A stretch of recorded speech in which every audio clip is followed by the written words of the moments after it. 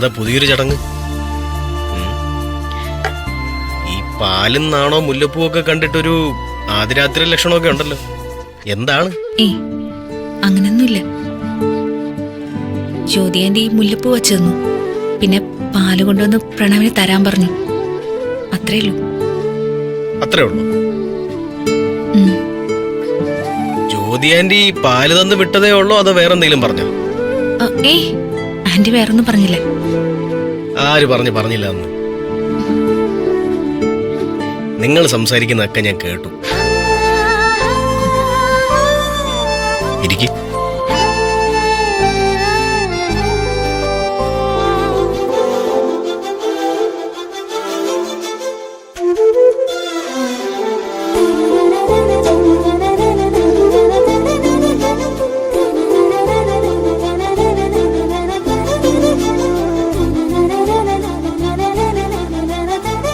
Anti നമ്മളെ എന്തുമാത്രം സ്നേഹിക്കുന്നുണ്ടെന്ന് പ്രണവിന് മനസ്സിലായില്ലേ? എല്ലാം എനിക്ക് മനസ്സിലാവുന്നുണ്ട് ശിവാനി. നിങ്ങൾ തമ്മിൽ സംസാരിക്കുന്നത് കേട്ടപ്പോ ഞാൻ എൻ്റെ വീട്ടിലുള്ളവരെ കുറിച്ച് ആലോചിച്ചത്. ജ്യോതി ആന്റിയും CKC അങ്കിളും സ്നേഹം കൊണ്ട് നമ്മളെ മൂടുമ്പോൾ എൻ്റെ വീട്ടിലുള്ളവര് എൻ്റെ സ്വത്ത് എങ്ങനെ തട്ടിയെടുക്കാം എന്നതിനെ കുറിച്ച് ആലോചിക്കുന്നു. ജ്യോതി ആന്റിയൊക്കെ നമ്മൾ എത്രമാത്രം മനസ്സിലാക്കുന്നുണ്ടെന്ന് നോക്കി. നമുക്കിടയിലെ സന്തോഷമൊക്കെ കെട്ടടങ്ങിയെന്ന് മനസ്സിലാക്കിയതുകൊണ്ടല്ലേ ആന്റി ഈ പാലൊക്കെ തന്ന് വിട്ടത്. ആന്റി ഒരു ആഗ്രഹം പറയുന്നത് ഞാനും കേട്ടു. എത്രയും പെട്ടെന്ന് ഒരു പേരക്കുട്ടി വേണമെന്ന്. എന്താ ജ്യോതി ആന്റിയുടെ ആഗ്രഹം നമുക്ക് സാധിച്ചു കൊടുത്തൂടെ?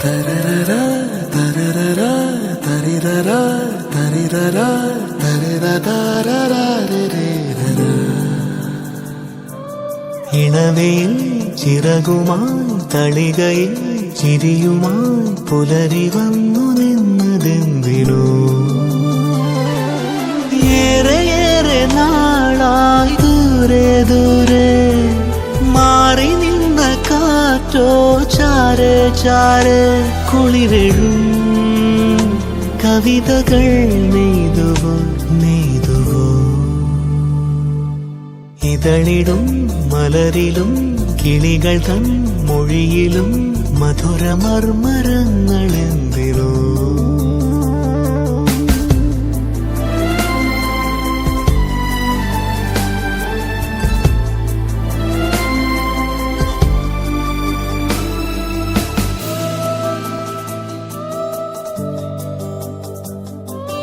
കരളിലെ കിളിവാതിലിൽ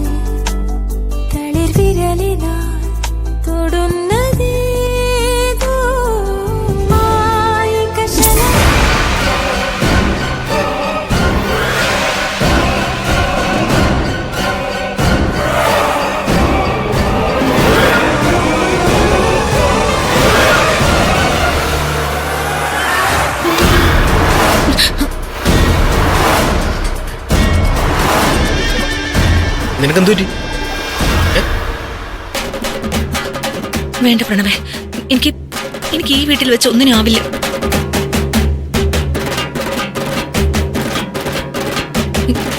ഇവിടെ നമുക്കൊന്നിനും ഒരു കുറവുമില്ല.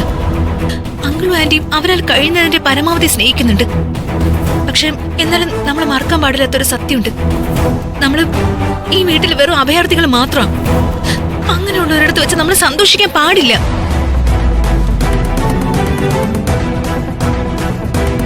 ഒന്ന് ആലോചിച്ച് നോക്കിയേ. എനിക്ക് പ്രണവിന് അവകാശപ്പെട്ട വീട്ടില് ഗൗതമ നിധിയും സുഖമായിട്ട് ജീവിക്കുന്നു. നമ്മുടെ സന്തോഷത്തിന് നമ്മൾ അന്യരായ ആൾക്കാരുടെ വീട്ടിൽ ഇടം കണ്ടെത്തുന്നു.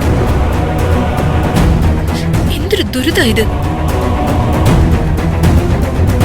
ഇതിന്റെ ഒരു വാശിയാണ് പ്രണവേ. നമ്മുടെ ജീവിതത്തിൽ ഇനി നല്ലൊരു മുഹൂർത്തം ഉണ്ടാകുമെങ്കിൽ അത് ഈശ്വരമംഗലത്തെ കടപ്പറയിലായിരിക്കും. അല്ലാതെ എനിക്ക് പറ്റില്ല. ഇവിടെ വെച്ച് ഒന്നിനും എന്റെ മനസ്സ് അനുവദിക്കുന്നില്ല. പ്രണവ് ഈ പാലെടുത്ത് കുടിച്ചിട്ട് കിടന്നു.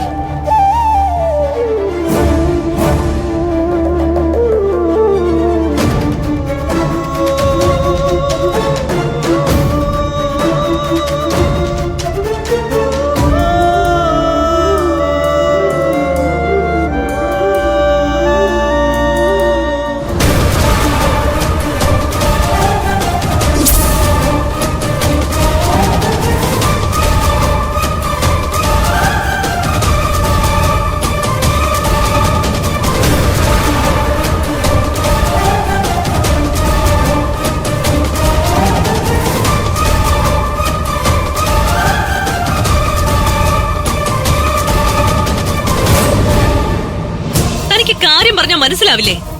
ഈ രാത്രിയിൽ ഞാനിപ്പോ ആരെ വിളിക്കാനാ? ബ്രേക്ക് ഡൗൺ ആയി കിടക്കുന്ന ഈ കാറ് വഴിയിലിട്ടിട്ട് വീട്ടിൽ പോണോന്നാണോ താ പറയുന്നത്? ദേ, ഈ വണ്ടിക്ക് എന്തെങ്കിലും പറ്റിയ ഉത്തരവാദിത്തം താൻ ഏൽക്കോ? ദേ, ഇപ്പൊ വന്ന് ഈ വണ്ടി ശരിയാക്കി തരാൻ തനിക്ക് പറ്റിയില്ലെങ്കിൽ ഇനി മുതൽ എന്റെ വീട്ടിലെ ഒരു വണ്ടികളും നിങ്ങൾ സർവീസ് ചെയ്യണ്ട. അതിന് തന്റെ ഉപദേശമൊന്നും എനിക്ക് വേണ്ട. എന്താ വേണ്ടെന്ന് വെച്ചാ ഞാൻ ചെയ്തോളാം. വെക്കട ഫോൺ.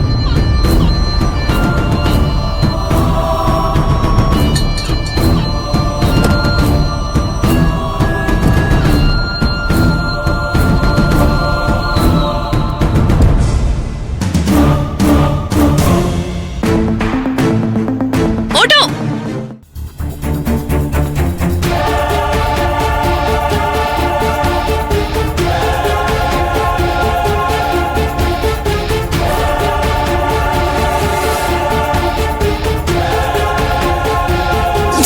പ്രണവ് സാറിന് തട്ടിക്കൊണ്ടു പോയതിനെ കുറിച്ച് CKCക്ക് ഒരു അറിവും ഇല്ലെങ്കിൽ അങ്ങനെ ഒരു ഡോക്ടർ പറഞ്ഞു വിടേണ്ട കാര്യമില്ലല്ലോ.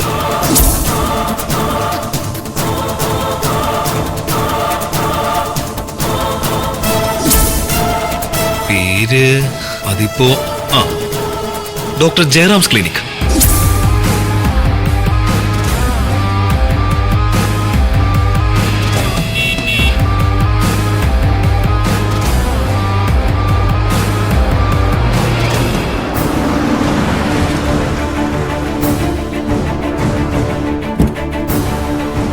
ഹൈടെക് സിറ്റി ഓഫീസിൽ പോകുന്നു പറഞ്ഞു പോയിട്ട് ഗൗതം എത്രയും വൈകിയത്?